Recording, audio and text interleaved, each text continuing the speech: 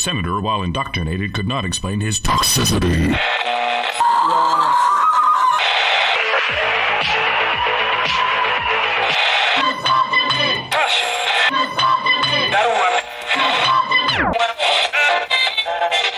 You should not listen to men's rights advocates if you want to know what they have to say.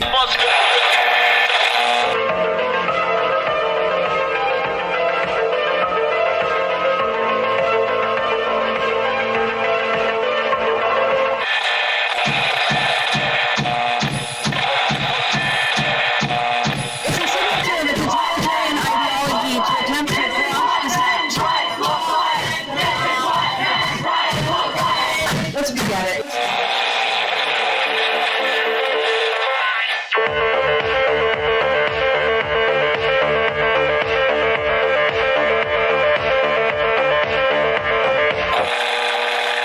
Number ZZ9 plural Z alpha. Number ZZ9.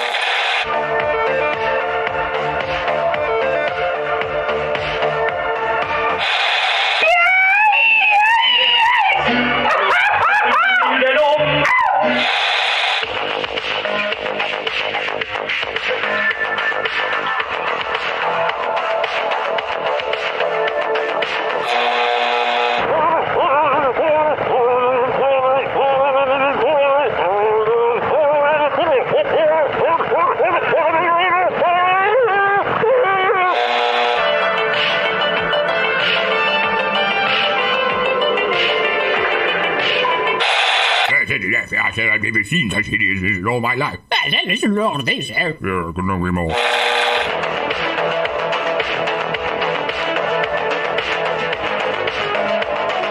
Like a furry torpedo to the jugular. This is Honey Badger Radio. Radio with Buddy.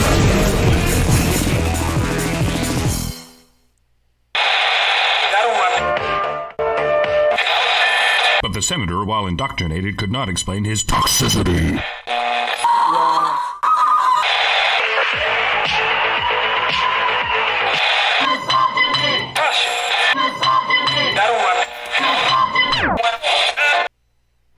There we go. For a minute, I thought that we were going to have those technical difficulties after all.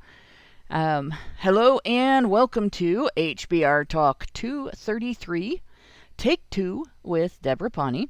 I'm your host, Hannah Wallen, here with Nonsense Annihilator Lauren B. And actually, I think we are not going to have a Doge in charge. So I'm going to... What the hell is going on with my computer? There we go. Apparently it's deciding to freeze on me periodically, but it should be fine. We have our technical difficulties, but nothing that we can't handle. There we go. But we don't have the Doge in charge. I'm going to stick my feet in the water today. I'm still rustier than the nail, but we're gonna go for it anyway. Because guys, it's not about the nail. And tonight we're going to talk about a little bit more about that settlement and the statement that Heard made about it. You know, the Depp Heard settlement. This case really has made a pretty big difference in public attitude toward false allegations, toward due process, toward men who are abused and men who are accused, especially when they're accused as part of their abuse. So This is definitely something that we really need to talk about extensively. But, obviously, first we got to do what we got to do. And as always, Honey Badger Radio dishes out a smorgasbord of thought-provoking discussions. As experiences both recent and long past have demonstrated, the provoked thoughts are fighting back. They've made it clear that for people like us, relying on third-party platforms like Patreon to fund our work is treading on thin ice, or building our house in the path of a rapidly growing wildfire. In light of this, we strongly encourage our supporters to switch at least their support for us to feedthebadger.com, the most stable way to help us out. And if you want to tip us directly instead of relying on any social media platform's tip jar, the link for that is feedthebadger.com/justthetip. And as always, the same risk applies to our social media platforms, which is why you should further provoke the police by tracking our thought-provoking discussions on honeybadgerbrigade.com, where you can find your way to all of our content, as well as a link to feedthebadger.com in the drop-down menu at the top of the page. And that's it. That's what we got to do ahead of time. So I think I'm going to get us right into the discussion with, actually, Deborah, since we haven't had a lot of discussion specifically about coercive control, probably ought to open up. You want to give a little bit of a rundown about its relationship to this case? Yeah. For those of that are listening that haven't heard me talk about this before, intimate partner violence and coercive control is often those two elements are separated, one into physical violence and one into all other types of abuse. But I would argue that physical violence is part of coercive control, although it tends to be less frequent, but often more severe, and it's used as a threat mechanism rather than an ongoing pattern of violence. But violence is still very much part of it. But we break it down into various elements. So we'll have things like threats, false allegation threats, threats of violence, threatening to take your children away. There'll be isolation, which speaks for itself, but often it's a pattern where you are slowly but persistently isolated from friends and family, so your world becomes very small. There's economic abuse, and that can be around elements such as depriving you of money, making sure that you don't have any control over your life as far as economics is concerned, but also kind of bleeding you dry is the. Okay, Deborah, you just dropped out for a second, right after bleeding you dry.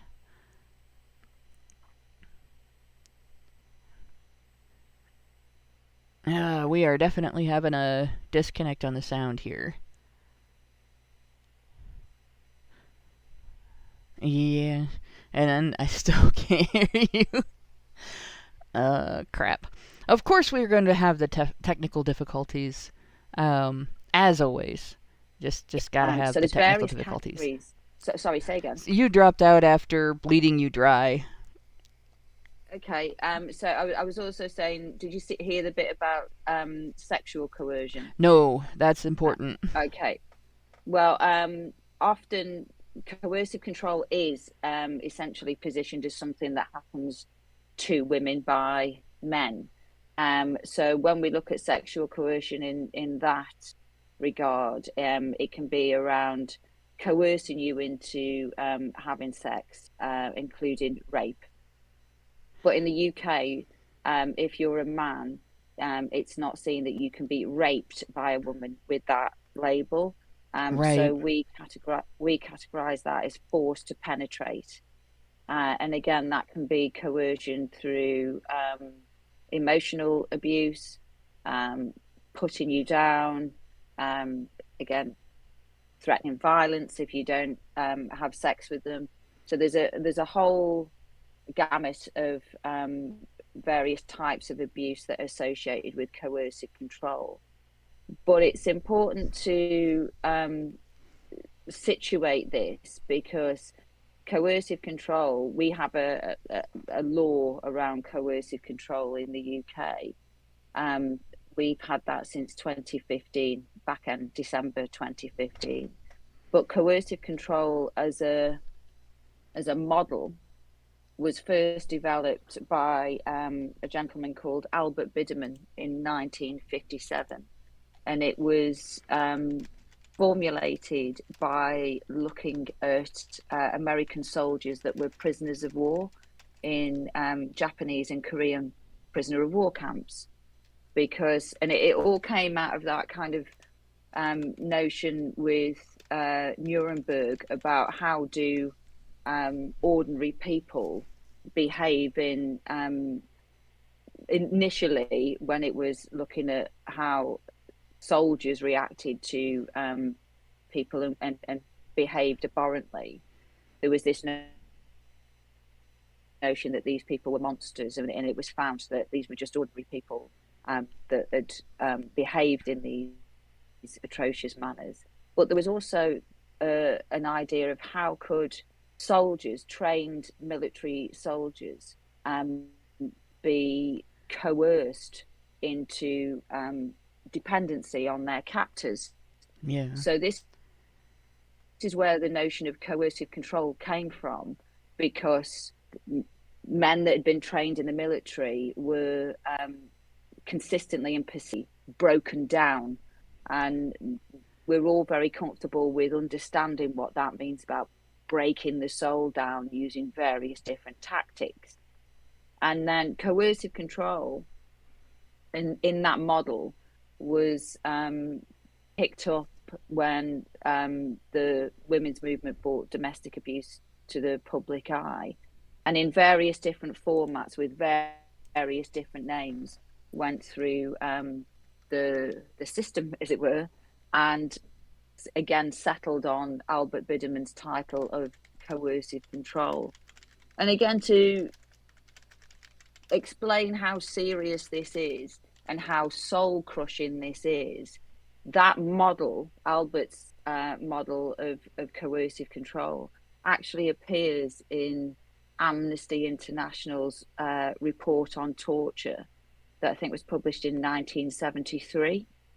Mm-hmm. And you can directly map that over to the methods that are used by a certain type of abuser and how they systematically break down their victim. Because within that model, you have all these various abusive behaviors, but you also have something like elements of now and again there will be some really nice behavior, and that produces a dependency where the victim, or in the initial case the prisoner, is kept unstable, because you don't know if the good's going to be permanent, and you're trying to grasp on to maintain that good behavior from the captor or abuser.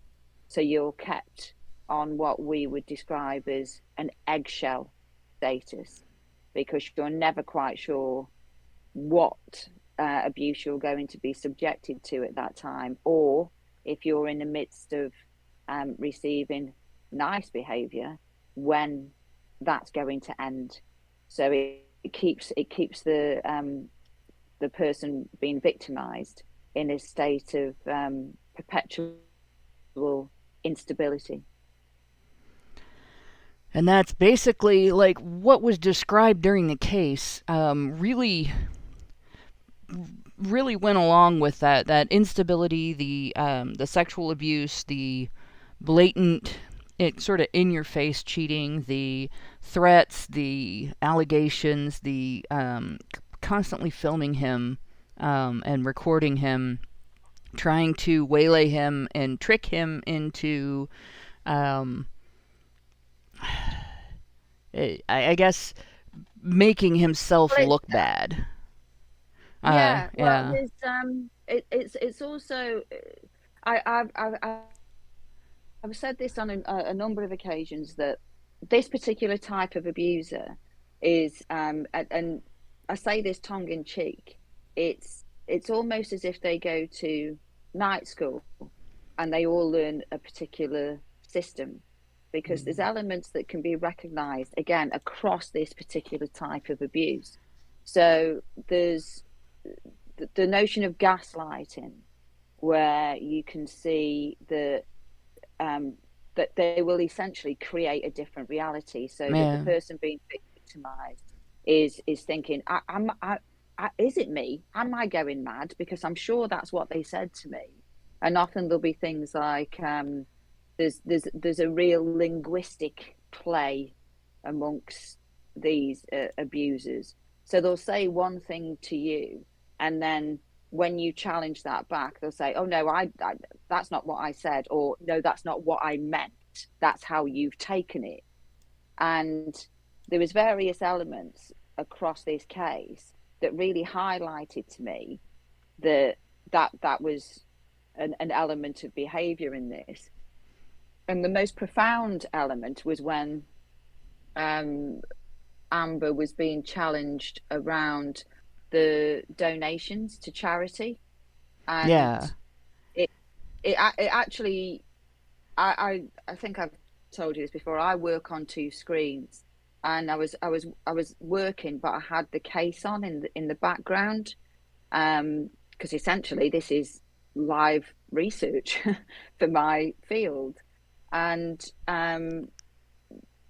Amber was being asked, and this isn't verbatim, but she was being asked, isn't it true that as of today you have not donated the £7 million from the divorce? And Amber answered Camille by saying, that's incorrect. And then she turned to the jury and said, I pledged all £7 million of the settlement. And my hands literally left the keyboard because it's really difficult. One of the huge issues with coercive control is that if you take each of the abusive behaviours in isolation, it can seem quite trivial. You know, so it's really difficult to evidence what is going on in that relationship, because if someone's calling you names, we've all been in relationships where we've called our partner names in the heat of the moment, or in a rough patch in the relationship or whatever.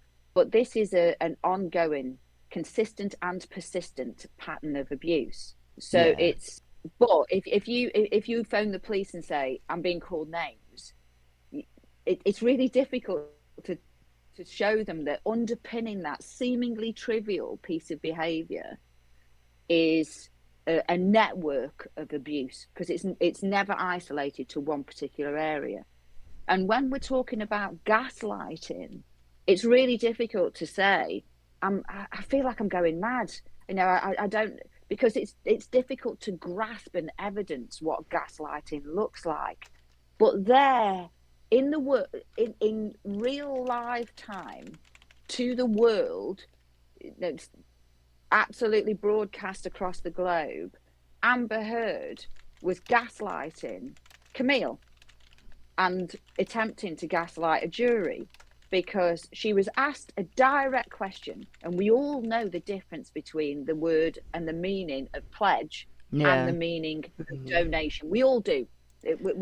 Those of us that are English speaking or understand English on any way understand that one word means one thing and the other means another. They are not synonymous, no matter what she argued on that stand. Well, and even if they're synonymous, they're not the same. And that's something that I have. It's something that I've noticed quite a bit with. I've been dealing with someone personally that does this, and it's just crazy. It's crazy making. Yeah. Well, it's, if I say something that isn't the thing, then that means the thing isn't happening. And it's bullshit, you know. It's just like the, what was it? I didn't punch you. I was hitting you. Like, I'm sorry, but that doesn't make it okay. No, not in any way. But the reason my hands left the keyboard is because when I'm trying to explain what gaslighting is to people, it's really difficult, because it's a difficult concept. But this is a linguistic replacement that is designed to make you feel destabilized. Mm-hmm. So when she did it live, I thought I could not have written a more perfect example of how people gaslight others. If in that, I think I've got a clip of it, and it's 1 minute 13 seconds or something, and Camille is getting crosser and crosser as she's asking the question, and she's nailing it. She's saying, "That's not what I asked you. This is what I said. This is answer the question." And eventually Amber says, "No, I haven't." And in response to Camille saying, "As of today, you haven't donated, paid £7 million of your own money." And she actually nailed it. But that is one example of all the various things you were saying that were going through there. I didn't punch you. I can't remember how my hand was. I'm sorry I didn't slap you. I didn't. That is bizarre, isn't it? Because if someone said to me, "You hit me," or "You punched me," my first response wouldn't be, "Ah, I didn't punch. You weren't punched. I did it with I did it with an open hand." Yeah. My first thought would be, "Oh my God," my first thought would be shame of hitting somebody. Yeah. So there was, but the interesting element to this, following this, I wish you could see me because I'm doing the inverted commas with my fingers. This settlement. This is not a settlement. This is a withdrawal and an agreement not to continue with the appeal. Mm-hmm. Now, this is not a settlement of the case because the verdict still stands. There was a unanimous decision that said the jury found her guilty of defamation with malice. This is not settling that case. And no matter what her statement says, nobody's looking for her to say, "Hands up, guilty," because we've got a guilty verdict. It's there, it stands, and it remains intact. So this gaslighting element has been pursued throughout the case, not just from the evidence that we've seen presented to us, but also of those prominent people, and we have to thank them because 300 of them signed a letter. Those 300 people that are essentially gaslighting by saying, "We support this victim who has been found guilty by a jury of her peers in a legal process." But 300 organizations, so-called experts, so-called activists, and anyone else that had a following on Twitter, by the looks of things, essentially dismissed 6 weeks of evidence and a jury trial that found her unanimously guilty, and have said, "Poor victim, we support you." But they've done that without any evidential basis. Amber Heard is a woman. Yeah.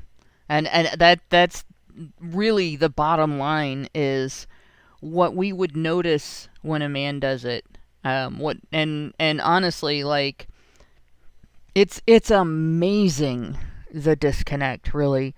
What we would notice when a man does it, what we would immediately say, "Hey, you can't do that. That's inappropriate. That's bad. And it's abusive," and so on. When a woman does it, a woman gets treated at like least a little bit. I go through phases when I read these things. I go from shock to being cross to being a little bit disgusted, and then actually getting to the acceptance phase, but actually being a little bit thankful, because what this has done is highlighted that even if you are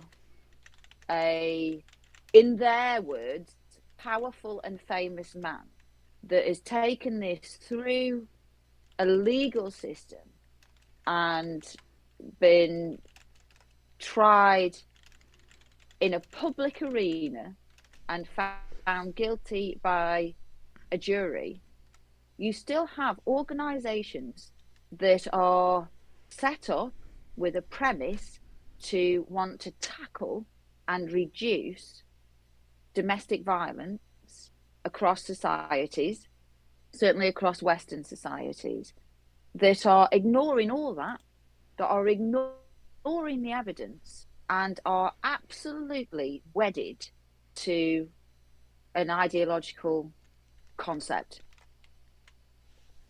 Yeah. Well, and they've shown themselves to do that. And their grift depends on it, and because their grift depends on it, they will go after innocent men and pursue them to the ends of the earth.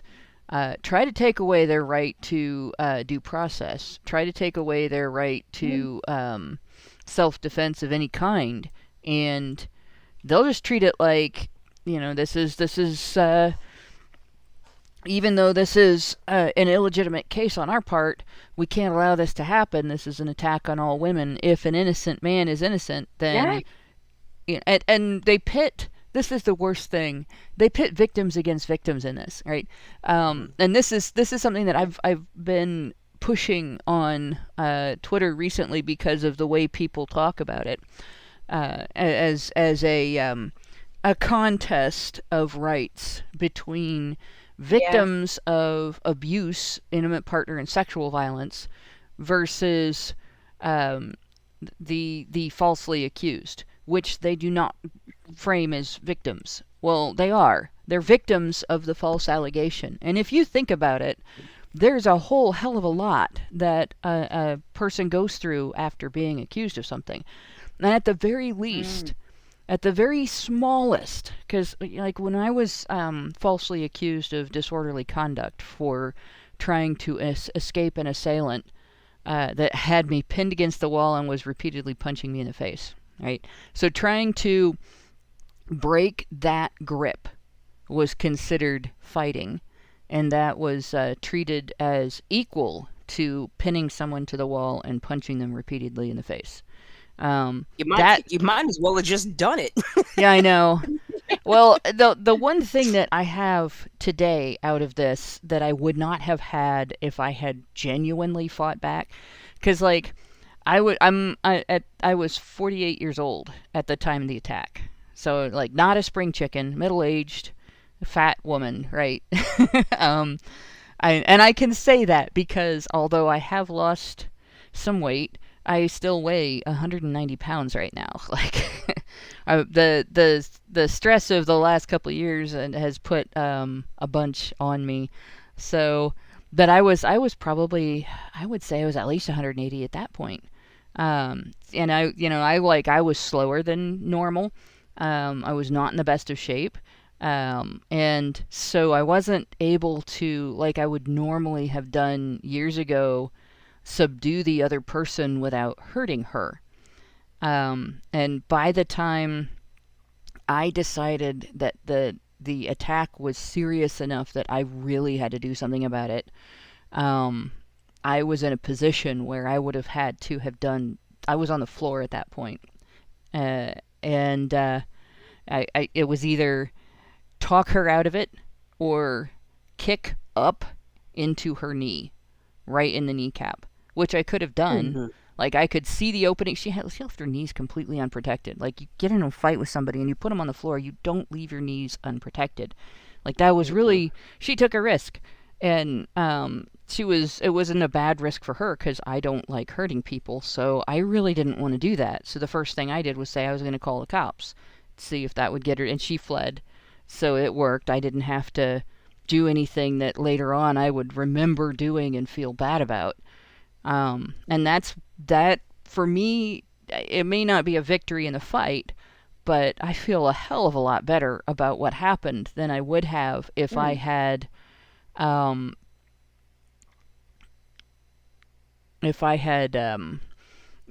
busted out her kneecap.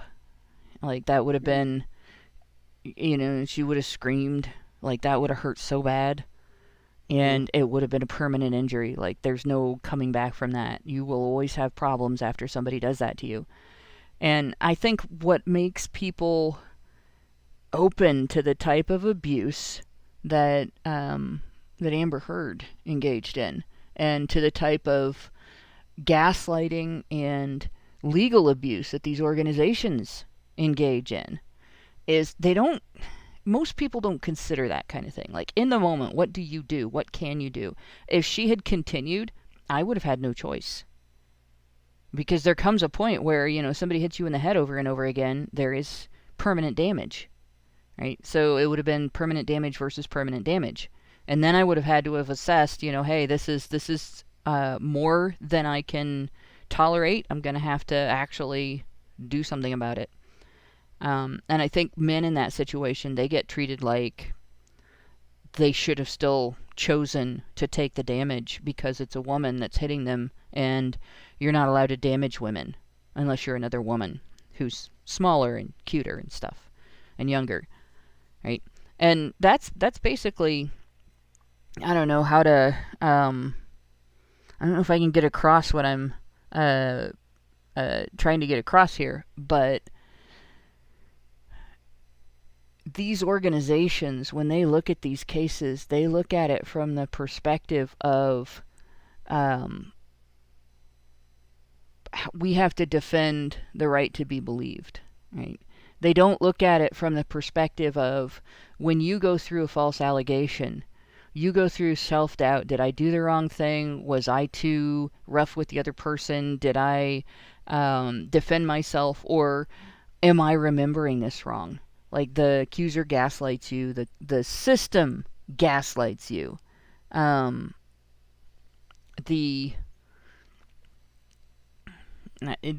whole experience, you get treated like your perceptions aren't real, your beliefs aren't real, your experience of the moment wasn't real, and whatever the other person is saying had to be real. And even when there is evidence on your side, it gets ignored. So, I don't know. Just something minor like that is enough for me to consider the falsely accused to be victims. Just that, right? But now let's look into the next bit of what they go through. Many people who face false allegations, their friends and their family will doubt them. Not all of them, but enough. Like, all you have to have is one person that you trusted and relied on, or expected to give you a little bit of trust, to doubt you, right? That's all it takes. You don't have to have a problem where, like, everybody you know is doubting you. You don't have to have a problem where, like, everybody you know suspects you. It just has to be one person. And that's another situation where most people won't understand what the person is going through when they experience that. It's like, from the outside, you think about it as, well, it's just one person. But from the inside, it's not. It's not just one person.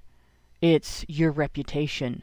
It's being distrusted or disbelieved by somebody who you should have expected to be on your side, right? And then you have the legal end of it. A lot of people that get falsely accused get arrested.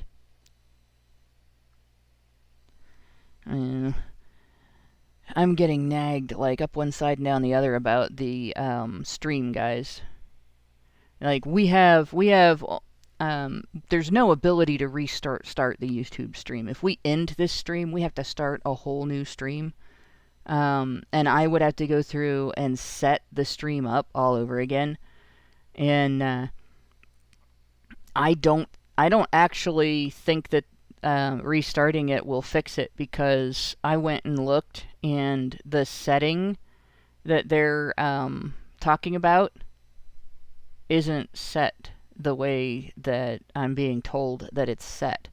So I'm not sure I can change it. So I would have to restart without changing anything. So I, like, sorry guys, but if it's not playing right for you, it's because Microsoft is trying to force System 11 on my computer right now. I've stopped the forced update, but it seems to be doing other things. And it's taking away from OBS, and it's not allowing me to dedicate more bandwidth or more memory to OBS. So, but I'm also recording the stream, so hopefully it will work. But it looks like I've had some people in the stream tell me that it is it's working when they reduce the resolution in YouTube. So for the people who aren't, it's not working for, it might be your internet connection.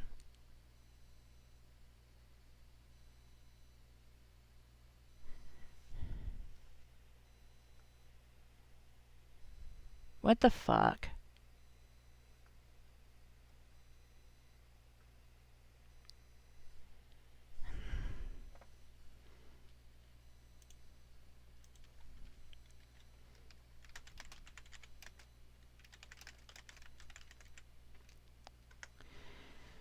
Alright, and it looks like I just got dropped out of Discord, and the reason that I'm not getting any responses from anyone is because I got dropped out of Discord. So can you guys, the stream, can you still hear me?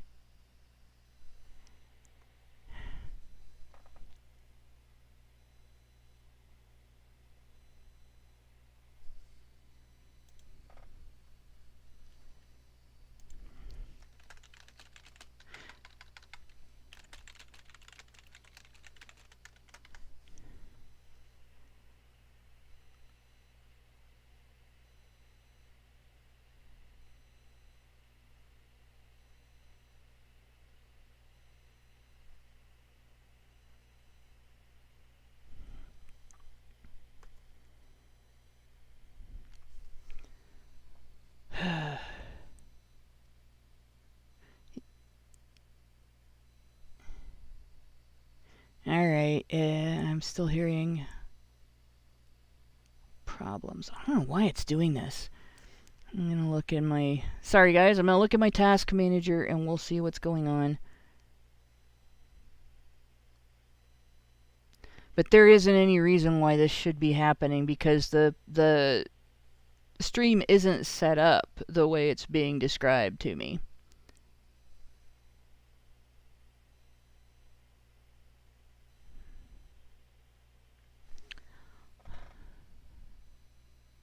Okay, it's got me back in Discord, it looks like. I don't know why it's doing that. Literally, even Task Manager is not responding. It's buffering, that's great. Okay, well, yeah, and its system interrupts seem to be the thing that's affecting it the most, which is doesn't tell me anything. You're just gonna deny it. Hey, I'm sorry about that. I dropped out of Discord for some dumb reason. So I'm trying to figure out exactly what's going on with the computer here. It's pissed off about something. It's still trying to... It's still trying to force the update, according to... What the fuck? Yeah. That's, it's like right at the top of everything, on the... It's Windows. The problem is Windows. Good grief. I hope it doesn't do like it did that one time and force an update, because I can't do an after show tomorrow. I have a double shift. I have a shift tonight, and then I have a double shift tomorrow, so this has to work. So stop that, computer. But yeah, so we're gonna have to limp along with this the way it is. This is just some reading bullshit. out an example of. I just read out an example of some of the social media that had been put out following Amber's statement. Yeah. And how they've it very much seemed like a collective response, that people are very happy for Amber now that she's settled the case. The other thing that I find really interesting is if we're looking at experts and organisations in the UK, often you'll find they're having discussions about how the UK legal system doesn't help women, and how it's a patriarchal, flawed system, and how it's no good, and so on and so forth. Yet in Amber's statement, if I remember correctly, she regales the robust system in the UK and how she was found to be innocent, although it was a completely different case and she wasn't a party to that case. She was a witness, as it were, and therefore not subjected to the same robust evidentiary requirements, or indeed cross-examination. But she's regaling the robustness of the UK system, and surprisingly enough, saying how flawed the US system is. Yeah. So it's strange, isn't it, that if it fits the narrative, it's robust and it's bang on the money and it's all okay. But the second it doesn't, then the entire system is flawed. Yeah. Mm-hmm. So which is it?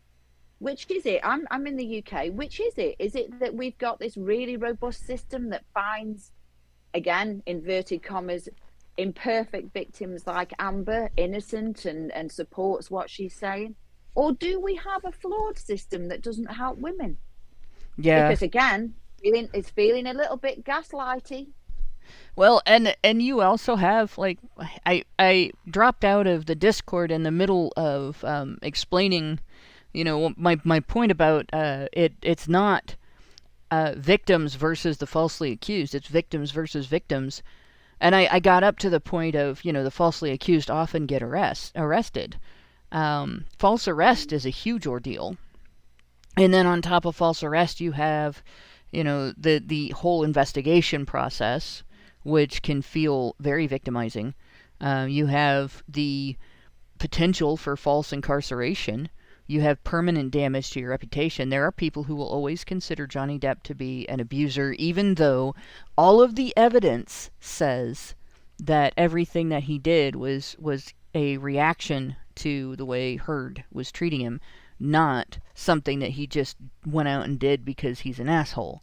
Right? In fact, he's actually a really good guy and does a lot of really good things, and goes and visits children in school and in the hospital and stuff like that.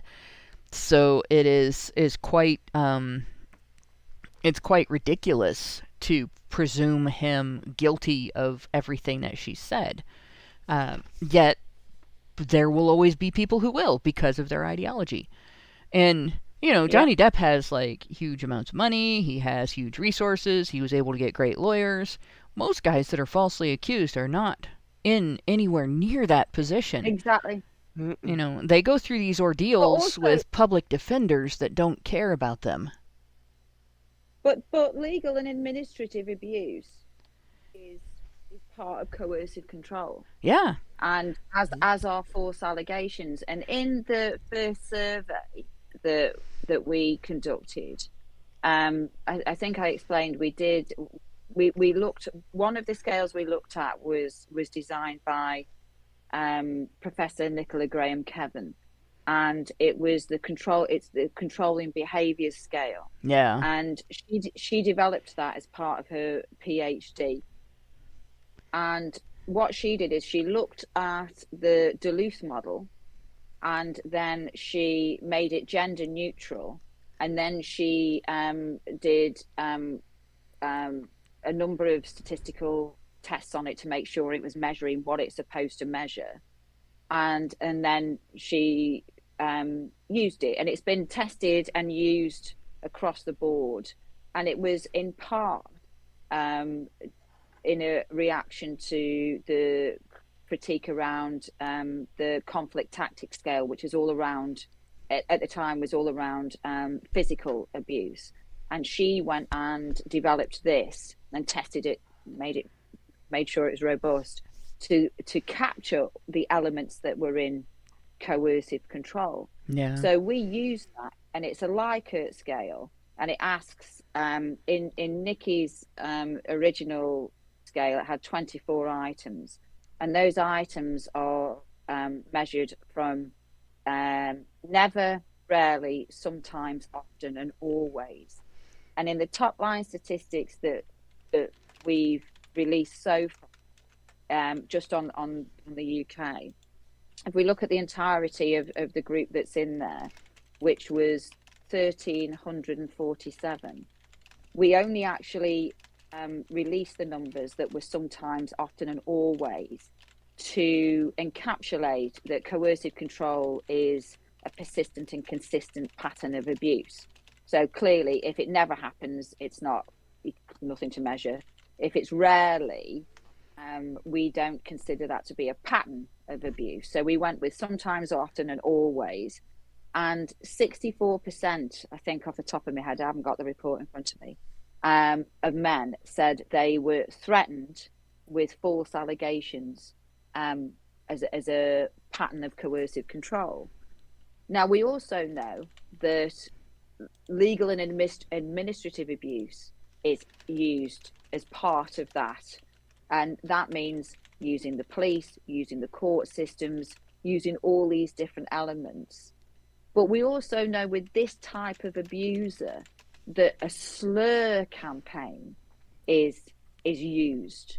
And often they'll try and put that out first so that you're on the back foot and you have to defend yourself. And often I speak to victims, female and male, that say, well, they got to everyone before I could tell my story. And now I sound like I'm crazy because I have to defend what they're saying about me.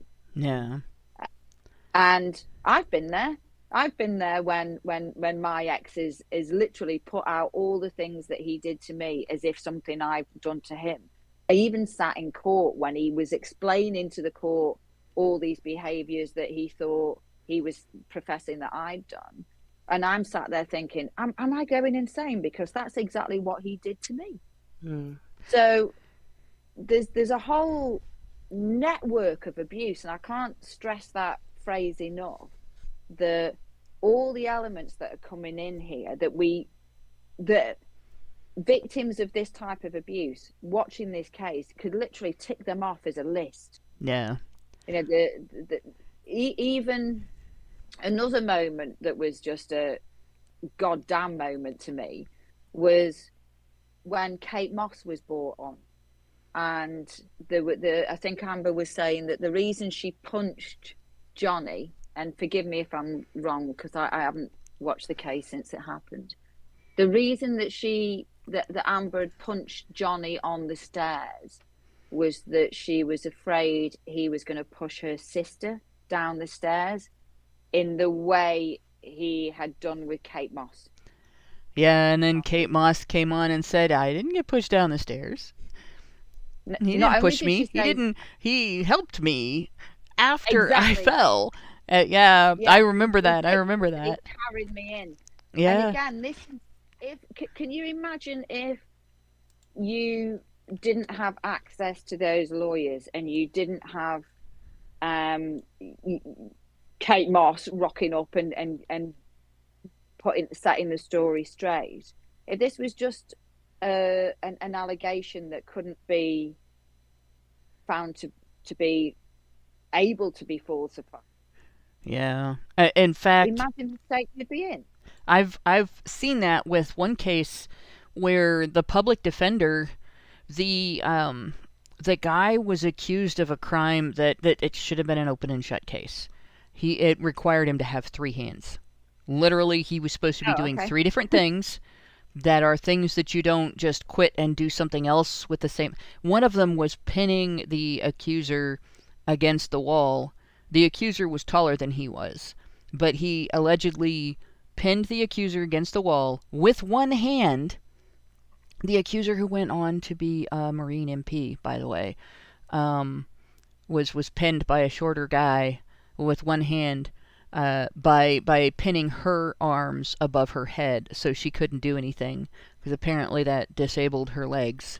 You know, I know when I can't use my hands, it automatically disables both of my legs as well. And if I had military training, I would totally be helpless if somebody who was shorter than me grabbed my hands in one hand.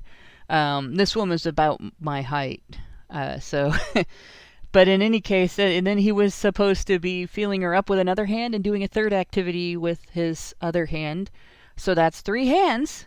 Like, that's pretty obvious. Any public defender should have been able to get him his case dismissed on the first day. But instead, she didn't meet with him, didn't talk to him before the hearing at all, until like maybe a few minutes before they were to go into the courtroom, refused to argue the case that he told her was his case, which was the alleged incident did not happen. And that's like really cut and dried. It did not happen. She argued that it was consensual. That he consensually had 3 hands and used all of them to attack the accuser. Right? Yeah, that Quantum Cat 76, I hope it doesn't force a reboot. It has done that to me before. You guys remember the night of the forced update? That, yeah. Oh my God. Were you here for the forced update? I think it's whenever I have a guest on from overseas, Microsoft is like, oh no, fuck this stream, it's not happening. But yeah, like that public defender could have won that case really easily. But she didn't give a shit. She didn't give a rat's ass about the client. She didn't give a rat's ass about the case. In the recess in between the different parts of his case, because what happened that day was I went in there early, I sat in the courtroom, there were a couple other cases before his, and I just sort of sat through those, and then they started his case. His case was the last one for the day because it was complex. They had made it complex. And his attorney brought up a bunch of issues, and the prosecutor called for a recess, and so he and his attorney went out. Everybody else went out. I didn't move. And I sat and I listened, seriously, to these 2 attorneys discussing past cases, and making fun of this public defender's clients. And, like, they called one of them Vicodin Girl. Like, I will never forget that, because, like, that's... here they are making fun of the clients, and this public defender is just completely disrespectful and refers to some chick as Vicodin Girl, and that's all she remembers about her. And this is what people are relying on when they can't afford to pay for a lawyer of their own, right? And in terms of this guy's case, like, he had hired an attorney eventually. He had raised the money and gotten rid of the public defender. He had to petition the court to let him hire an attorney and stop using the public defender. And the court initially refused him that right. Like, they violated his due process rights over and over again. And then eventually, when they finally had to start admitting, there were a shitload of holes in this case, including a great big giant one of him having to have 3 hands, the prosecutor argued, okay, well, yeah, we railroaded this guy. Yeah, we screwed him over. Yeah, he's probably innocent, but res judicata, which means it's already been decided. And he argued that meant that they did not have to give this guy a fair hearing. Wow. And he almost got it. Except that I was writing about the case in A Voice for Men, and that was that story pretty much ended the whole thing. They had to admit their wrongdoing at that point, because it's embarrassing for this was here in the Dayton area, Montgomery County. It's embarrassing for them to have it publicly displayed that they convicted a guy on a false story that everybody should have seen through from the beginning. And like that's what happens. He was trapped here for 8 years. That's what happens to false allegation victims, right? So the falsely accused are victims. Yes, absolutely. And this is, I'm not being dramatic when I say this, because I have spoken to a father who lost his son, who was falsely accused, and the process of legal and administrative abuse, false allegations, is life-threatening. And this father lost his son. He got to the point where he was so distressed by the process of being investigated. And this was a 19-year-old boy, that he took his life. So this isn't. I remember reading about one in the UK that had taken his life, and his mother even was so distraught over the loss of her son. A year later, she took her life as well. Oh, yes, and it was only the sister that was left. Yeah, it's horrendous. The problem is that when we look at domestic abuse and the gendered narrative, what they do is they shrink the world down to two people, a man and a woman. And they do it in such a way that people relate to that particular.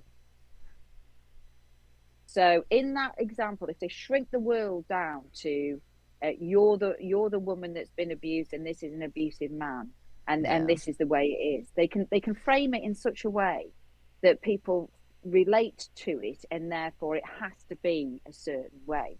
And I get that. I can get how you can relate to something, but then they cordon off the whole system. And by that I mean, I'm a woman, and I'm a victim from a man because I am heterosexual, and I was in a marriage with a man who was also abusive. But that doesn't prevent me from understanding that it's not about him if it's another male victim. It's not about the person that abused me. I can put that out because I don't see gender as the predominant thing here. And I can look at a man who says, I'm a victim of a woman, and go, yeah, okay. That doesn't diminish my experience in any way. What that means is I can empathize with that person. And it doesn't mean that my experience is exactly the same as theirs. In the same way as if I talk to another heterosexual woman that has also been abused, her experience will have commonalities with mine and differences with mine. But it's not because she's a woman that she's going to have the exact same experience as me. Just because it's a man doesn't mean he can't be abused. Yeah. But if you have gender as the monolithic reason of abuse, of course you're going to see it like that. If it's framed something that happens to women by men because they are women. And to add to that, and you've known me from my first steps into this journey, I would also argue that framing this the way they have, that this is now someone that is this pure victim, this angelic victim that has come out of this and has now been emancipated out of this legal struggle, and she can go on with her voice and everything else, means that she's not going to get help for her behavior. There was a doctor on there that had spent hours with her and had said this is indicative of borderline personality disorder. But they've wiped that slate clean, so she's not going to go and seek help for that behavior, is she? No, and in fact, she got confirmation from a biased expert that they hired to testify on her behalf. So you have dueling psychiatrists, and it really depends on, one being ethical and one maybe being less exposed than she should have been, or than he should have been. I'm aware, and I could be wrong, happy to take the comment, her expert didn't do a similar test on her. Right, didn't do the full assessment. Didn't do the full assessment, and also isn't qualified to do that. Yeah, if I remember right, that's correct. It'd be like if you took your car to a mechanic, an auto mechanic, and the auto mechanic said, you have these problems with your transmission and it needs repaired, and if it doesn't get repaired, it is going to break down within time frame X, right? This is happening. And then you went to a lawnmower mechanic for a second opinion, and the lawnmower mechanic looked at your car and was like, well, I can't really do the assessment because I work on lawnmowers, but I don't think there's anything wrong with it. I don't hear any noises or anything. And you went, well, I'm going to take his advice. Easiest option. Yeah. The option of least resistance. And so that's typical, though, for people with borderline personality disorder. Like, oh, I heard what I wanted to hear from this person, so they must be right. And I'm going to use that against you. Fine about that. And I would argue harmful for Amber in this case is that she's now been regaled and held up as this person that's not only a victim in that relationship, but a victim of this horrendously corrupt system that happened to find her guilty. Yeah. She's not only had the slate wiped clean, but she's been held aloft as an example of a victim. This is an example of a victim that we absolutely need to support and protect, and actually becomes a voice for all these other women, because they've said there, I hope this is they've dragged in every other bloody woman that's ever been victimized into this argument. But that means that she has been surrounded by people that said, oh, it's not you, it's nothing to do with you. So where's the reflection? Because I know I was a victim of domestic abuse, yet I still reflected on my behavior. What was it about me that kept me in that relationship? What was it about my behavior that made me stay longer than I should have done? And I'm not blaming myself for doing it, but what I wanted to do was make sure I never bloody did it again. Yeah. When I've been in that situation, I've looked back on it and realized, I was trying to make the situation what it initially looked like, right? During the honeymoon period of the relationship. Like, well, no, I'm going to believe this because I liked it. And we can get back to that. And a lot of victims say that is that they it was good at the beginning, and also often those particular type of abusers, and there isn't a one size fits all to abusers, but there are subsets. And this is again where this gendered narrative fails, because it doesn't understand the nuances of different types of abusers and the motivations behind that abusive behavior. But those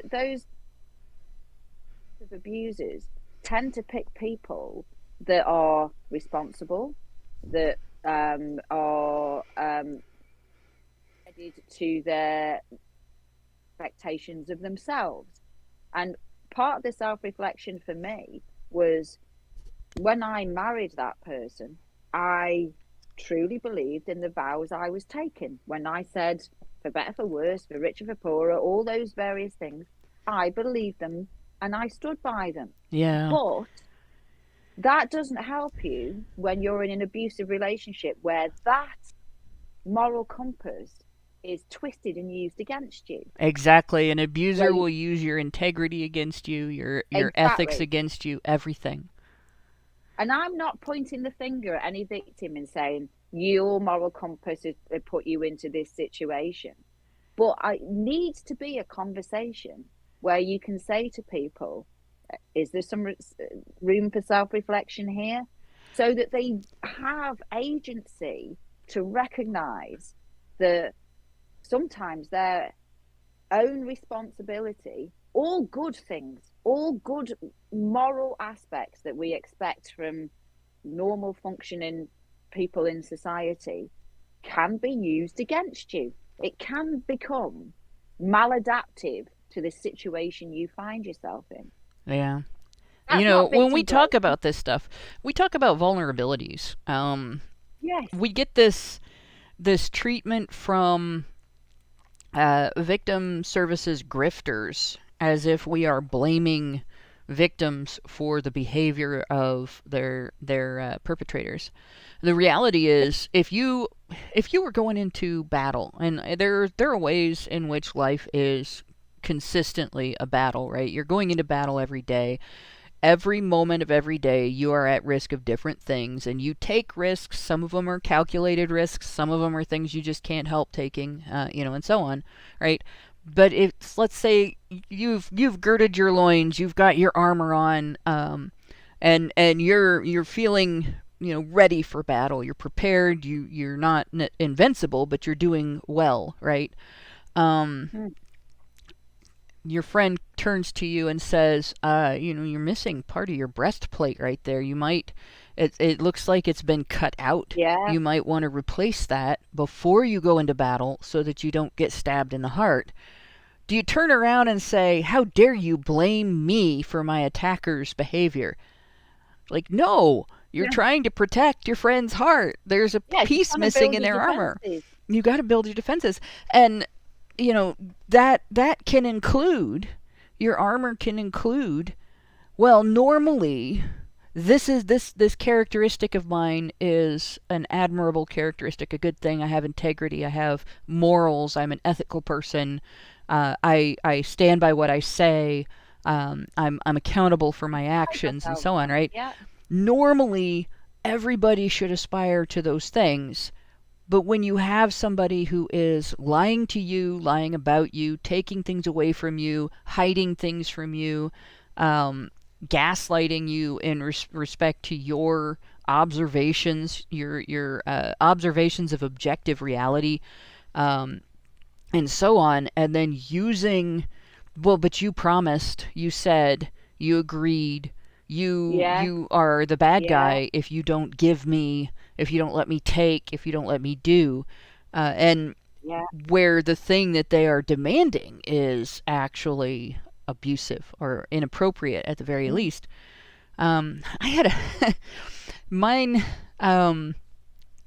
insisted that we were engaged when after I broke up with him, because according to him, I had promised in my sleep, talking in my sleep, to marry him. Oh God. And like I dated one male feminist, and I found, that's the only guy that's ever been in any way abusive to me that I dated. Was the one guy that was proud of his activism for women. And I look back at that and I'm like, oh God, the stereotype. But and he was like Mr. Rugged, and I'm tough and I can handle if we get into an argument and you get mad at me, and tried to foster my temper during my anger management program. Like, not program, it was with a regular psychiatrist, not it wasn't court ordered or anything. It was Hannah ordered, because I don't like the results when I lose control of my temper. It's embarrassing and upsetting, and I feel bad about things I've said and done in that moment. So I went through, I went through several years of working very hard to gain control over that. And it would be like if I was an alcoholic and that guy had taken me drinking.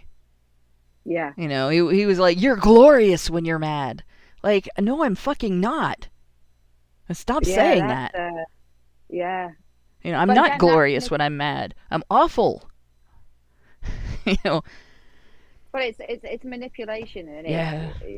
it's fostering behavior that will ultimately be used against you. Exactly. And that's exactly the kind of thing that Heard did to Depp. And then I want to take us into the statement that she made. And I had been looking at this article as well, but honestly, I think the statement really takes precedence. The thing that really kicked me off with this article was at the beginning, they sort of glossed over the case, but I don't think it was intentional.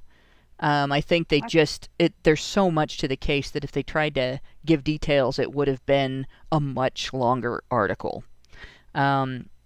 So the Heard said on Instagram, and I'm just going to read it as soon as it finishes loading up on my... I had that loaded up, I guess, when I switched to a different tab. My, I guess Chrome can't handle 2 tabs on this computer at the same time.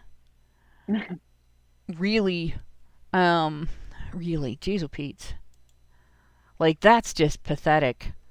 And this computer, when I got it, like, this was better than the one I was using before, but I guess now everything is going to not work just because I don't want to switch to System 11. That's it. System 11. So let's see here. Let me try reloading that tab. And I'm actually just going to start reading while it's reloading because fuck this shit.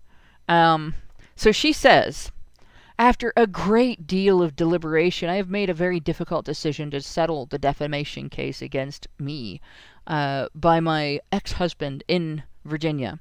It's important for me to say that I never chose this. Like, when she says that, I never chose this. Who wrote the fucking article? Yeah. Who wrote it? Was it the article fairy? Like the defamation fairy wrote the article? It's indicative again, isn't it, of not being able to take accountability. And I watched an interview with Camille. I think it was last week in America or something, where Camille made a really interesting point. Throughout the entire case, Amber didn't take responsibility for anything, not one point. And that didn't come across well. Right. Camille said that didn't come across well she feels it didn't come across well to the jury, because I don't know about you, but if I fall out with my husband, I know there's some things that I've said in that argument that I really shouldn't have said afterwards. And I have to take responsibility for that. Yeah. And it's not something that you can just, like, ignore. You can't fix it. I suppose that sentence, it's important for me to say that I never chose this. I'm sure she never chose it, but she certainly instigated it. Yeah. Yeah, she definitely instigated it. And to be honest, it's hard for me to accept the claim I never chose this from somebody who started a conflict. Like, when you poke at somebody, when you lie about somebody, when you put yourself in a position and make a statement, put yourself out there, however you want to say it, that you're not doing it in a vacuum, right? Yeah, but you're arguing there from the point of someone who is reflecting on what they're behavior. doing. Yeah. You have to, in this circumstance, even if it's not Amber herself, she's surrounded by people in a situation where she's become a spokesperson for female victims of domestic abuse, where she's being told constantly and upheld constantly that she is the victim. Yeah. So again, there's part of me, and this is going to sound controversial, that thinks, is she both manipulator and being manipulated? Yeah, yeah. Well, you think of it, think of it like a drug addict, right? Yeah. A drug addict still makes the choice to take whatever money they have, and go out and obtain the drugs. There's not somebody necessarily coming to their house and shoving it down their throat. But And also, like it's not necessarily that there's not somebody involved. There's not somebody pushing it on them. There's not a hard sell, but they're still in the end they're making the choice. And if you're an attention addict, which I think Amber Heard is, and somebody offers you this kind of attention, the kind of attention that they were giving her as a spokesperson for the abused, it's very much like offering drugs to a drug addict. So there is a level of manipulation there. if you're in a group where you might even be aware own behavior, but if you are constantly being told, no, no, no, that wasn't you, that isn't you, that's not your fault, then there'll come a point, again, the path of least resistance, where it's much easier if you're surrounded, and again, I'm doing the inverted commas thing, if you're surrounded by experts in this field that are constantly telling you it's not you, it was him, it's not you, it was him. Yeah. There's going to come a point where it's easier to accept that than it is to question your own behavior. Especially if you don't want to question your own behavior. Exactly. Because it's painful. It's not easy to actually look at yourself. It's not, and think, oh, crikey. It's not nice, is it? Well, there's a name for it, right? There's a name for what they do when they run across a person like Heard, who is a false accuser, who is a habitual abuser with mental problems like that. If you have I'm going to go back to the drug addict comparison because I really do think she's an attention addict. And narcissists are, right?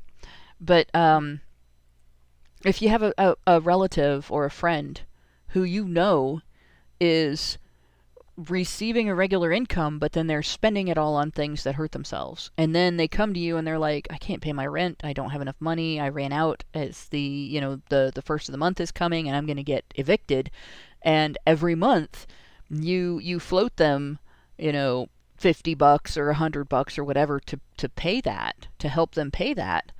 That's enabling. That's allowing them to continue to fail to budget themselves and to spend money on things that are hurting them instead of on things that they need, like food, shelter, clothing, utilities, that kind of thing. And when you have somebody who's attention seeking through victimhood, oh, poor me, I've been through all these things, which, like, I could do that. I have things that are real that I could do that with. And it's embarrassing when people talk about them. I don't like to talk about them. I talk about them anyway because sometimes, there's points to be made talking about them. But the thing I hate the most is when, oh, you poor thing, you've been through so much. I'm like, no, it's that was so many years ago and it's today now and I'm not going through it. Don't talk about it like that, right? But Heard will forever be, oh yes, it's so hard, I'm dealing with so much stress over this, and I'm so glad that I'm not dealing with XYZ anymore. It's feeding an addiction, and it's enabling self-destructive behavior. And if she doesn't learn anything from this because of that, and she moves on to another relationship with another guy or another woman, and has the same kind of conflicts or has the same kind of difficulties in the relationship, she's going to do the same things because she was told, she was assured that she was never wrong, that she was the victim, that everything he did was bad and everything she did was justified. So how's that relationship going to turn out? Gender. Yes, absolutely. And what's she going to do? That all the time. Well, it leaves a it's a gendered argument because it would therefore leave women that behave in this manner, it confines them to a life of abuse. Yeah, and they will always be abusers, right? They will always destroy their relationships. They will always be abandoned, and they will always hurt people. And the people that they hurt will always end up being just blindsided because they got together with somebody with a history that they thought was victimhood. And here they were, like, and that was my situation with the male feminist. I got together with somebody that I thought was like the men in my family. The men in my family are very accountable people. They are strong. They are mindful of their actions and their surroundings. They're big men. And when you're a big man, like big men in the audience know, like you can't speak loudly. Especially if you have a deep resonating voice. And a lot of the men in my family are baritones. So they have to be soft-spoken, calm, gentle, and very careful how they move. Because it's a lot easier to be a bull in a china shop if you are the size of a bull than, if you're smaller. And it's we hear about how women are attracted to tall guys and everything. But when you have a tall guy who's got broad shoulders and big hands and big arms and looks like he could be a fighter, and stuff like that, you now have somebody who is going to get accused of aggression when he's not being aggressive and stuff like that. And, so I get together with this guy that, he was a big guy. And he seemed like, very much like the same type of accountability, the same type of, I guess, alpha wolf type of, protectiveness of the people around him, knowing what he wanted to do with his life and where he wanted to go, and being supportive of me doing the same thing, being, knowing what I wanted to do with my life and so on. And it took over a year to get from that to, well, you really wanted to do everything I wanted to do. You really wanted to do all these things you're allergic to. You just don't want to admit it. And you need somebody to take care of you. You can't take care of yourself. And you might actually have multiple personality disorder. And it really went into almost this Munchausen's by proxy thing where I was questioning my reality. And there's a long, slow slide, right? But it really looked like I was getting together with a stand-up guy until I got to that point. And I think a lot of guys, for me, I was looking at, is this person like my family? Is this person, can I be secure that we will be a team and I'm not getting together with somebody who's not going to be right alongside me, somebody that I'm going to have to carry, right? And I think a lot of men, their protective instinct when they meet somebody who professes to be a victim or somebody who professes to be vulnerable or presents themselves as like their primary characteristic is their vulnerability, the first thing they do is they want to wrap themselves around that person and protect her, right? This poor woman, I will take care of you. I have that habit too. And I have an ex-girlfriend. I won't say necessarily that she was deliberately abusive, but in some ways she was carelessly abusive. And that relationship ended because of that. And she was an abuse victim. There were things that were happening that were undeniably abuse in the relationship she was in before she was with me. And that was my instinct, was I got to protect her. I'm going to wrap myself around this girl and make sure nobody can do this to her again. And it really does put you in a position where even if the other person doesn't mean to take advantage of you, they will. And if somebody does mean to, you are blindsided. You are so vulnerable to it that there is no chance. You have no chance. When you make yourself the protector, the provider, the caregiver, the everything for somebody, because they are in a vulnerable situation that actually they're not as vulnerable as they seem, or their own personal dysfunction is a big part of the problem. You pretty much set yourself up to be hurt and to be used.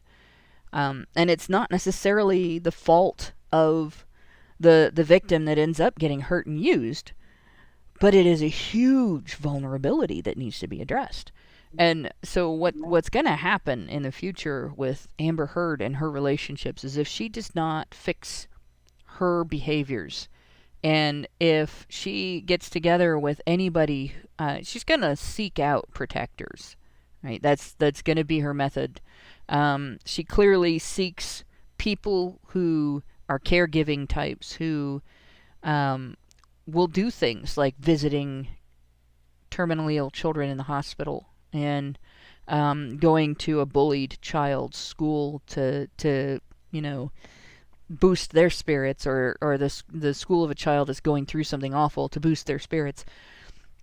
Like she's clearly in need of attention from someone like that. So she's going to seek out, like, the next one and the next one are all going to be that person. And that's the person who is the most vulnerable to her victimhood. But this thing that she said about, I never asked for this. I never chose this. Yeah. Like, there's somewhere in there, within her psyche, she has to know cause and effect. And she has to know that she's not doing what she's doing in a vacuum. And she has to know that when she writes something about somebody, that person's going to see it. Especially if they're a public figure. She had to know that this was going to get challenged on some level. So yes, she chose this. Yeah. But she goes on to say, I defended, and this is one of my most hated phrases, my truth. I defended my truth, and in doing so, my life as I knew it was destroyed. Yeah, this notion of my truth rather than the truth. Yeah. Again, is bizarre. Particularly when, again, it's encouraged that your truth is the truth. It doesn't make for healthy people. Right. You can't get challenged on your truth. Because as soon as you separate that out, right? Well, I see an orange sky. That's my truth, right? Sorry, but the sky is still blue. Right? It's scientific. There is a wavelength, color wavelength. Yeah, but again, they would argue. It's strange, isn't it? Because for the last couple of years, we've seen two things that are juxtaposed. We've seen the science and my truth. Yeah. And both of those things are incorrect because there isn't such a thing as the science. Yeah. Because science, the scientific method in and of itself is something that should be challenged and should be moved depending on how much evidence we gather and how much of the truth that we can actually bring to the party at that time. Yeah. That is an integral part of the scientific method, that critical thinking and that critical challenge, and it's what actually drives the science forward. So it's quite strange that over the last couple of years, predominantly because of the pandemic and stuff, is that we've seen this notion of the science and my truth. Yet the science doesn't fit my truth, then they reject the science and find another, the science, that best fits their ideology. Yep. And when I hear the science, I hear it the same way that you would hear the baking or the driving or the running. You know, it doesn't compute. It's a fallacy. It's a process. Science is a process. It is it's an ongoing process that any scientist will tell you. Yeah, no such thing. There is no the science. There is science. Science exists, and it is. It's a process. It's something people do. In the same way, this my truth. Yeah. It's a silencing tactic. Now, I would change that word truth, and I would put in perception. Exactly. My perception is this. Yeah, well, we all know what your perception does. You know, we all know how memories can be.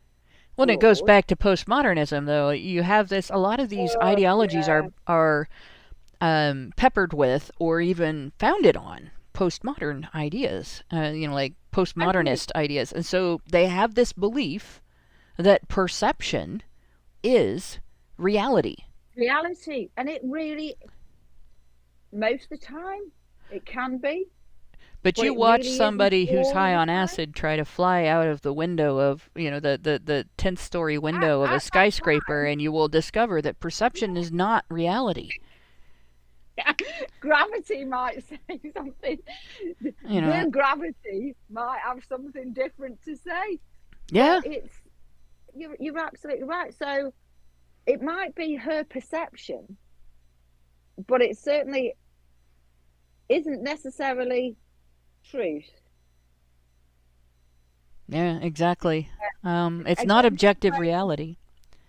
This is where this linguistic playing comes in, where you see it, because everyone's reading this going, yeah, right, okay, because we've had enough of this. Yeah, we've had enough of my truth across various platforms, not only domestic abuse, or indeed this case, but across all different types of experiences that have been argued and plastered across social media. Yeah. My truth isn't necessarily a very healthy place to be. No, it's definitely not. And honestly, in my opinion, it allows for abusers to just deny their behavior. It allows for people to be like, "Oh yeah, I did nothing wrong," when they clearly did. My truth, yeah. But I want to add in the next sentence here, and then after it, we're gonna skip one. But this drives me nuts too. She says, "The vilification I have faced on social media is an amplified version of the ways in which women are re-victimized when they come forward." And it's dragging in every woman that's been abused and has stepped forward. I do think that in some cases she was vilified, because not only because of the way she presented herself, and again, I'm not defending that, but I think in large part because of the, in inverted commas, experts that were gaslighting everybody else on social media. If they presented her as a imperfect, we could all see you dropped there for a minute. They presented her as an imperfect victim, right? And then because they'd set her up on this pedestal, these so-called experts, I think they fueled the vilification of Amber. Yeah. Because it very much, people were looking at stuff on this, watching this case, hearing the evidence, seeing the disparity in evidence, even when photographs were used for two separate occasions that were clearly identical photographs. And yet people professing to be experts were gaslighting them. So I think a lot of the vilification that Amber is discussing here, yes, I think she was vilified, but I think that was fueled by experts holding her up as this angelic victim. Yeah, So I agree. I would like those experts to take some responsibility for that vilification. Yep, and I think on top of that, you have there's a degree to which some of that vilification was just flat out justified, like because Amber's public behavior was pretty crappy as well, and then her behavior in the courtroom was crappy, and a lot of her initial publication of that piece, like she's responsible for what she said. Yeah. You know. So there's all that, and so she's got to take responsibility for that as well. But it's almost I would say you could call it malpractice. It would be fair to call it malpractice to set somebody up for that and not, it again, it goes right back to, hey, there's a spot in your armor that's missing, or your shoe's untied. Don't go down the stairs till you tie your shoe. You need deodorant. Don't go into the meeting without some. Like that kind of thing. If somebody is your friend, they will tell you those things so that you don't get hurt, so that you don't embarrass yourself, so that you don't, cause yourself problems and cause other people problems. But not these guys. They're using her, so of course they weren't going to tell her. And we've seen it. We I don't know if it's the same in the US, but in the UK, we've seen it time and time again where particular organisations will hook in to either a woman that is famous or publicly known that has been victimised, and they hook into her and they use her experience to, again, as a poster child. Lauren said before, as a poster child for their agenda. Yeah. Whether that agenda is good or bad, they will use that victim experience. What's happened here is that they've done exactly the same with Amber, but for the first time ever, we've all been privy to what goes on behind the doors of court. Yep. For once, we finally get, like, this is something that actually has been instrumental to me as an MRA, in that I talk a lot about the 7 Years in Hell case and what happened in the courtroom there, and I've talked a lot about not just the process, but flaws in the process, where if you look at the experience of the accused and the crimes committed by the false accuser and how the system fails to respond to those crimes, the recourse that he doesn't have and the accountability that the accuser doesn't have, where she can just say whatever she wants and do whatever she wants and lie in court and lie to police and everything. It encourages false allegations. It encourages abuse of the system, and it discourages men's defense because they are treated like the bad guy for even proving their case. Like Johnny Depp is being treated by these organizations as if he has done harm to women who have absolutely nothing to do with his case. Women who he's never met, he's never come into contact with, he would support in their cases because he knows that they're going through issues, and that actually, some women are abused and so on. But he'll still have that allegation against him just because, of the support for Heard. And I guess my friend from the 7 Years in Hell case went through that as well. There were people that felt that he should just, even though he was not guilty of anything, even though he didn't do what he was accused of, that he should take the L, because if he proved that women lie about being abused, that would hurt other women who were abused. And it goes right back to that deeming accusers victims and then pitting them against the falsely accused in a, victim versus default nobody person, instead of victim versus victim. And really it's perpetrator versus victim, because a false accusers are not victims of anything. If they're lying about being a victim, then they're not a victim. Yeah. The person they're accusing is a victim.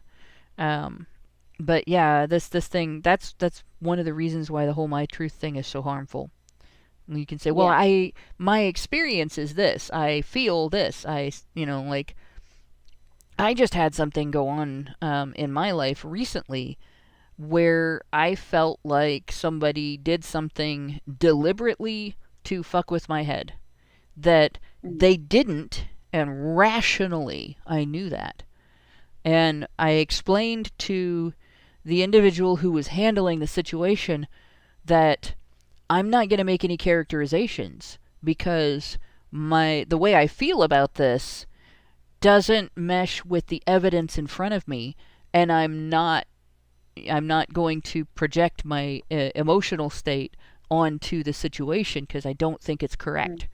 And she just looked at me like, what are you saying? And I was like, I don't think I'm thinking straight about this, so I'm not going to tell you my opinion on it, if that's okay.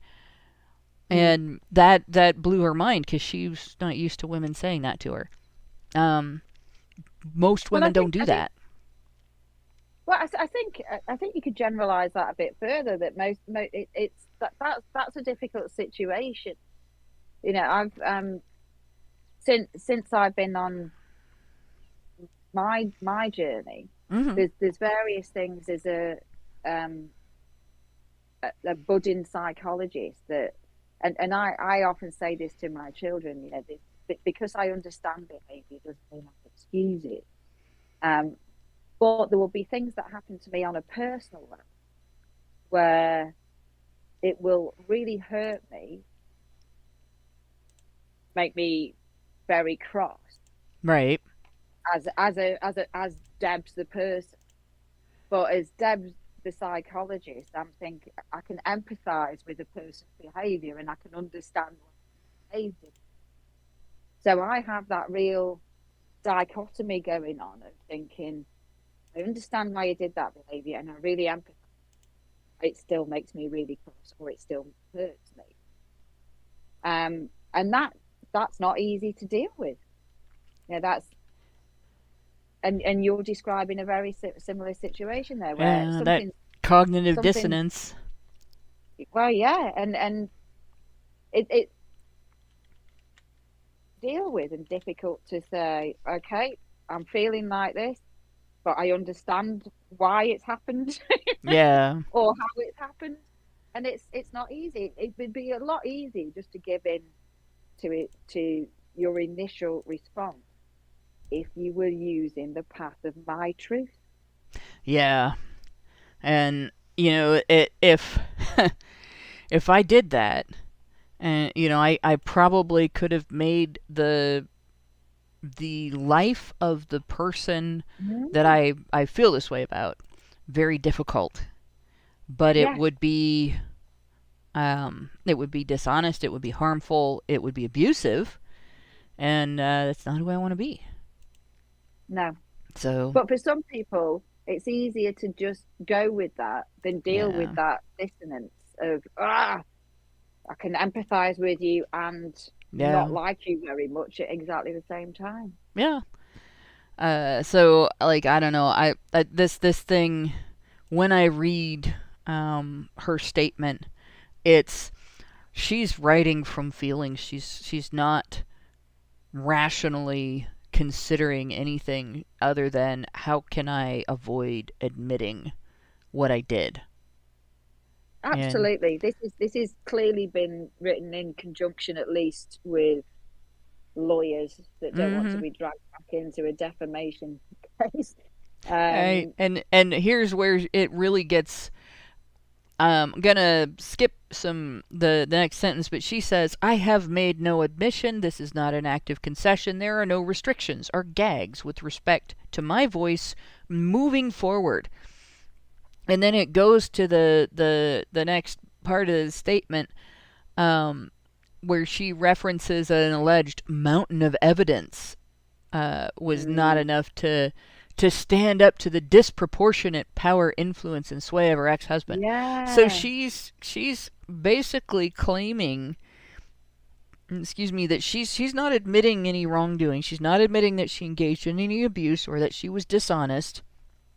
And she's blaming the outcome on influence and not, his evidence that he presented or the evidence of how she came across to everybody on the stand. And then she. So it also fits in with that postmodernism of power structures, doesn't it? It very fits with that my truth and power are two elements that are used to silence people.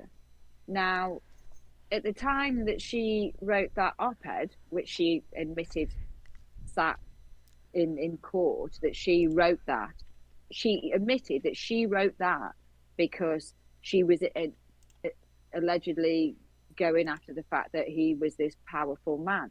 But at the time that she wrote that, his career was absolutely decimated.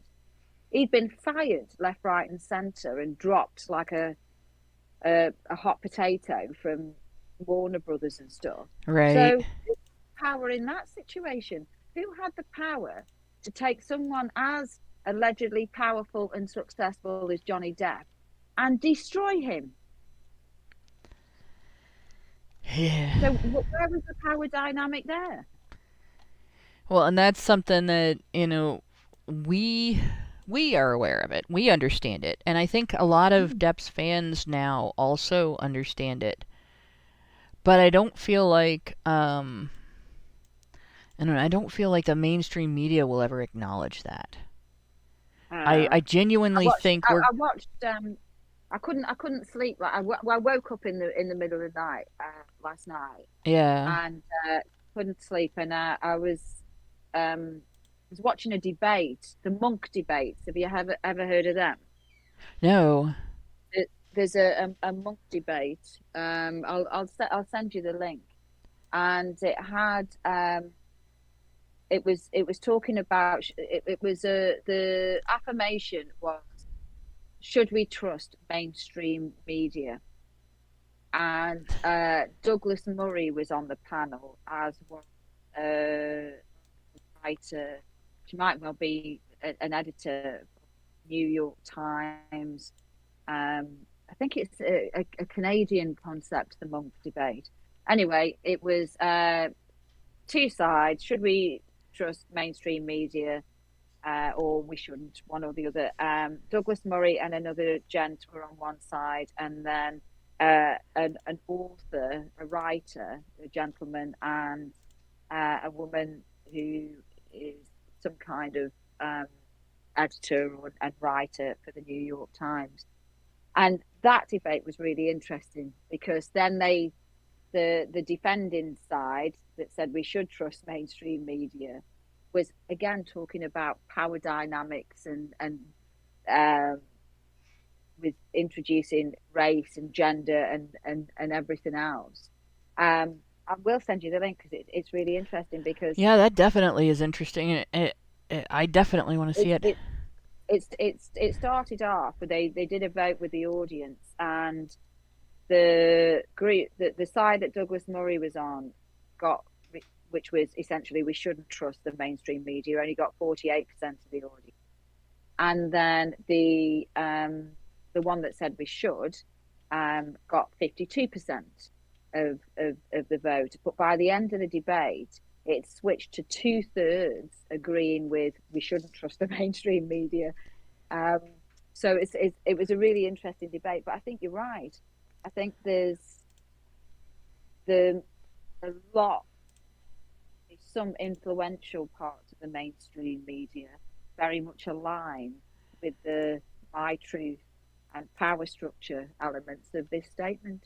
Well, it gives them a lot of power, and we saw this with the lockdowns and everything. If you can shut down the other side of a debate, and then you can claim that your authority gives you the right to tell people what to believe, and if they don't agree with you, that they are committing some sort of sin by not agreeing with you, then you have the ability to influence public opinion on a grand scale, determine political outcomes, determine what rights people have.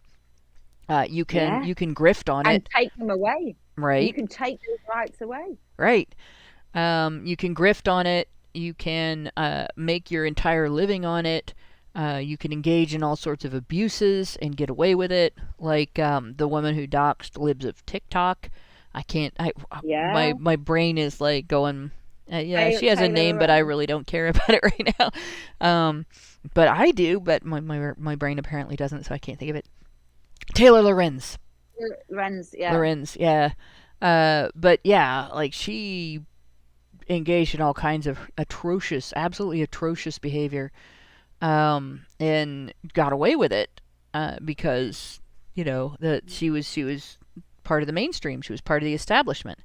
It's used as a sword and a shield, isn't it? So and we hear all this stuff about speaking truth to power, but when you do it to establishment media, you're the bad guy, right?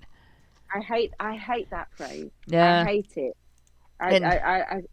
It's trotted out with some trope that is essentially the biggest virtue flag to wrap around you. Like only the establishment media, only the progressive establishment can have a platform that provides them with millions of readers, that provides them with automatic, not credibility, but authority. Like, and the difference between credibility and authority is huge, right? Yeah. Automatic authority, automatic capability of shutting down the other side of the conversation. They're supported by censorship on platforms where their work is shared, right? But they can be victim of you being able to express an opinion that's different than what they say that you should believe. Were you about to say misogyny there? It's misogynistic if you disagree with Taylor Lorenz. How dare you?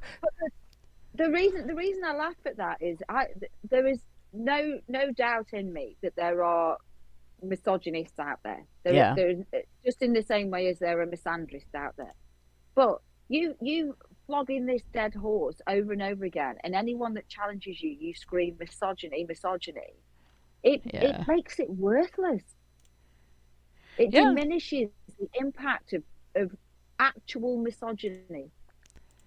There's used over and over again. Yeah, there's no, and honestly, actual misogyny used to be this rare and almost exotic kind of, like, oh my gosh, that guy is a misogynist, and you're like, well, that's interesting. Why? You want to know more. But now it's such a common allegation that it's lost all meaning, it's lost all mystery, it's lost all weight. So you throw it at somebody and it hits. Okay, so what? But it's also it's lost all impact. Yeah. But it's also, again, not only is it a silencing tactic, it's also an investigatory. It just cuts all investigation because everyone's a misogynist. Yeah. So therefore you can't actually tackle misogyny. Yeah. Because what is it? Is it someone saying, no, that's not correct? Yeah, and because you're a woman, it's misogyny. And if you look at the dictionary definitions for misandry and misogyny, you have misandry is hatred of men, right? But misogyny, they have this whole list of different hatred, fear, disagreement, disbelief, you know, that like all these different things of women. And I'm like, well, wait a minute. Disagreeing with a woman isn't misogyny. You know, it's just disagreement. You don't lose your right to have an opinion just because a woman has an opinion too. But women often think you do. And that's the situation here. Yeah. And one of the hard things dealing with this case for Heard, I think, was that on the other side of the case, a huge percentage of the people who supported Depp were other women. And they couldn't just cry misogyny, so they had to go for the other narrative, internalized misogyny. You're infected with wrongthink. Huh. And you know, so you get this, and she brings up other women. I'm more disappointed with what this verdict means for other women. Like, no, you're not. You're only disappointed with what this verdict means for you. This isn't about other women. Yeah. But for her, she had to say that. It's a setback. It sets back the clock to a time when a woman who spoke up and spoke out could be publicly shamed and humiliated. It sets back the idea that violence against women is to be taken seriously. Like, none of that is true. None. No.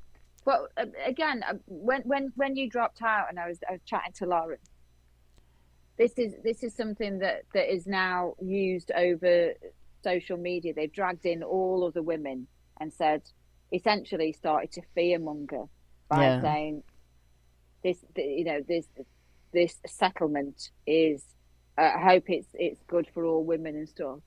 It really infantilizes women. It's homogenizing women into this collective groupthink, this hive mind that everyone, because they're a woman, thinks that way. But it's also co-opting their experience, because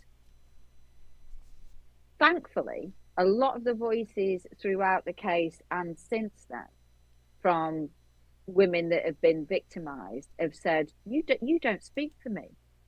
And women are taking back their experience from these so-called experts and saying, no, you don't. You don't have the right to co-opt my experience to use for your propaganda. Yeah. And that I'm really inspired by that women that have been victimized, that have been told that they are now victims forever, that they are this forever oppressed group, have looked at this case, watched the court proceedings, and have reacted to this. And this is what's grouped into this vilification label, and have said, no, you don't.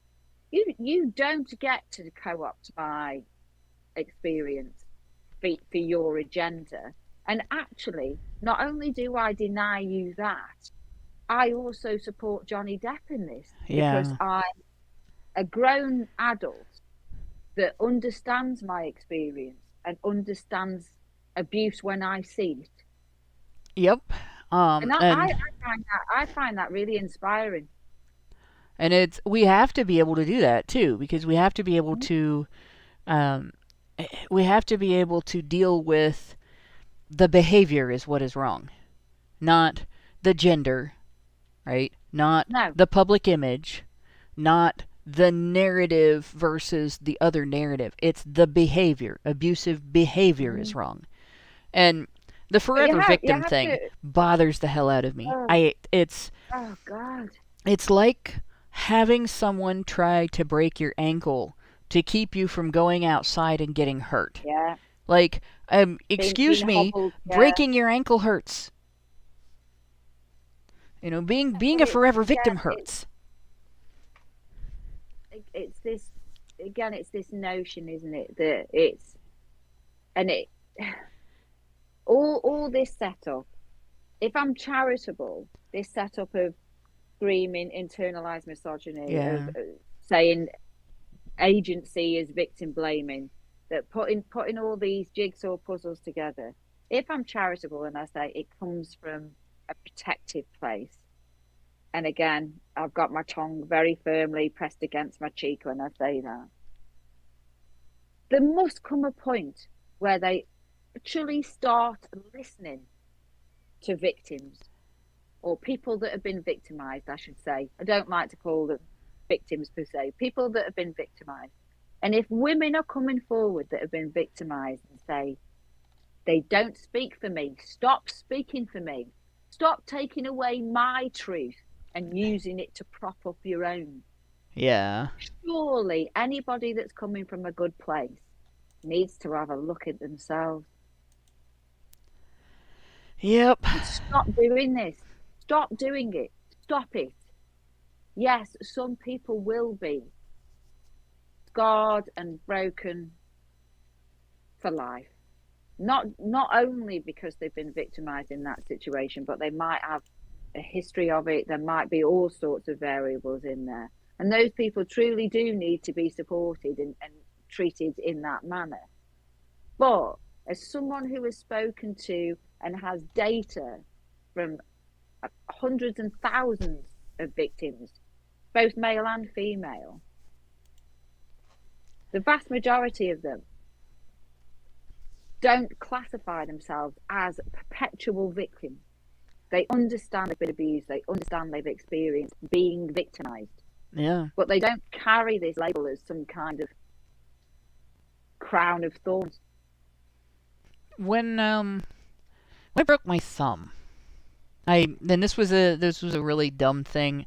It got shut in a car door, van door, that blew shut on it in the wind, right? And I broke it lengthwise at the tip, so Ow. just the very underneath the thumbnail.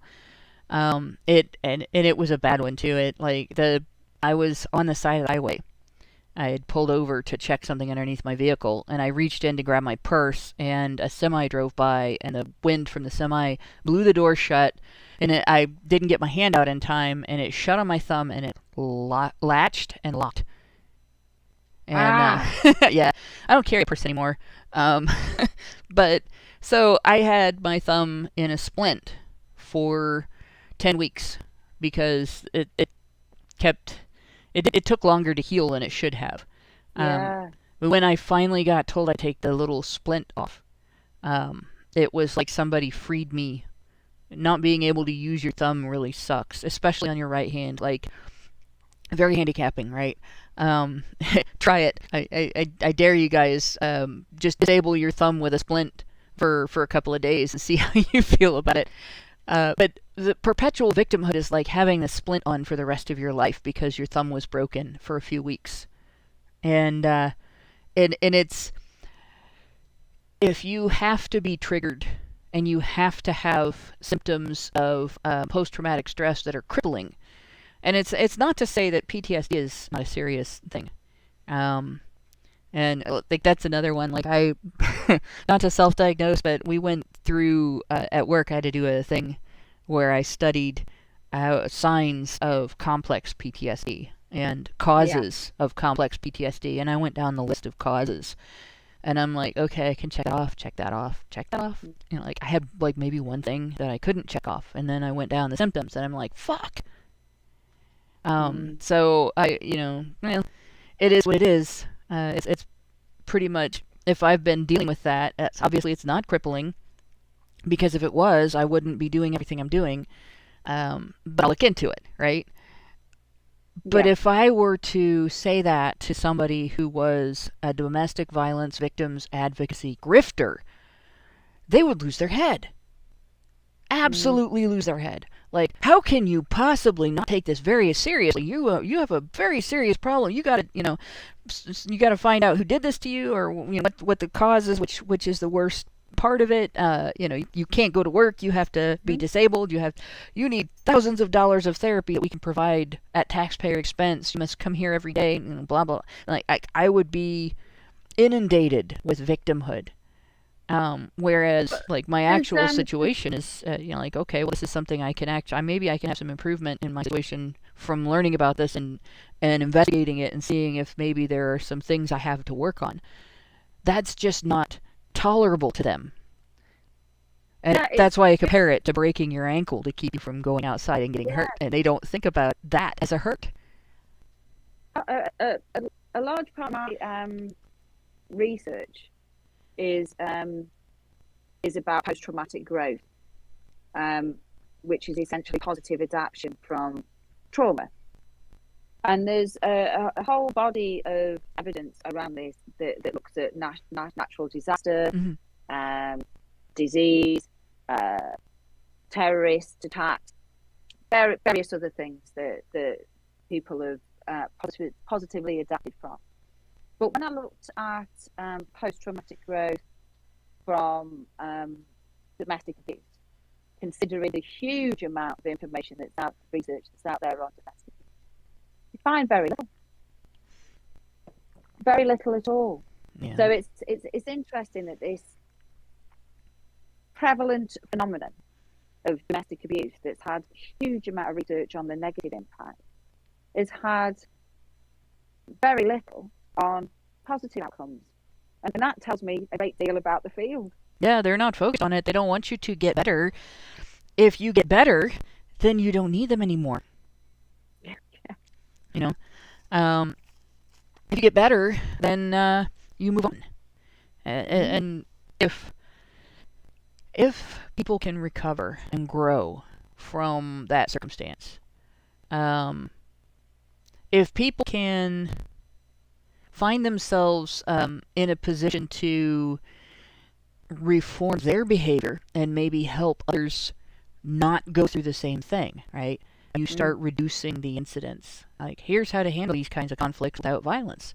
Here's how to identify somebody who can't do that and avoid them, or, if possible, help them learn how to do that. You start reducing the incidents. You start doing these grifters out of business. All of a sudden, they don't have an income. There's no more justification for federal funding. They cannot rip off all of the men that pay taxes, because most taxes are paid by men, in the name of these poor women who've been so horribly victimized that that they have no ability to guilt trip people into giving them money, because what's it for? Right? Same thing as, like, people get really upset when I start talking about going for education as opposed to law when it comes to women's reproductive issues. And my reasoning is this: I don't care for punishment. I think punishment is kind of useless in terms of stopping something that people don't understand or accept the wrongness of. But if girls are educated to take care of their bodies, to treat their body as their home and the only one they're ever going to get, you can't sell it and get a new one like you can with a house, right? So if you allow disease into it, if you make mistakes with it, if you put yourself through early pregnancy and an abortion, or full pregnancy and adoption and stuff like that, that's cumulative. That doesn't go away. And the same thing with oxytocin and the relationship issues, and how every breakup does a little bit more trauma to your system, right? You teach girls that, and they become more better stewards of themselves. The abortion industry would slowly choke to death on lack of customers, and so would all of the pro-choice advocacy grift and the pro-life advocacy grift. And there is one. Fellow pro-lifers, I'm calling you out. There is one. And so I get it from both sides. Oh no, there has to be laws. We have to get laws passed. Laws are the only way women will not, handle accountability, and they won't take care of themselves, and blah, blah, blah. And then at the other end, that kind of education would take away women's rights. So if women are not ignorant, then they have no rights. Seriously, I've had that argument made to me. If you don't keep women ignorant of the damage that's done to them when they are careless with their sexuality, then they don't have rights. Like, seriously, that's a real argument that real people have made to me. That's actually hurt my head. Yeah. So, and it's similar with this, where I think we've got a public education system. We have people that are striving to force kids to stay in the public education system, trying to deny them their right to school choice and so on. If you're going to keep them in the public education system, why is conflict management not part of their public education? If we have such a huge problem with interpersonal conflict in the United States in particular, like we have gangs, we have political crime now, we have the whole domestic violence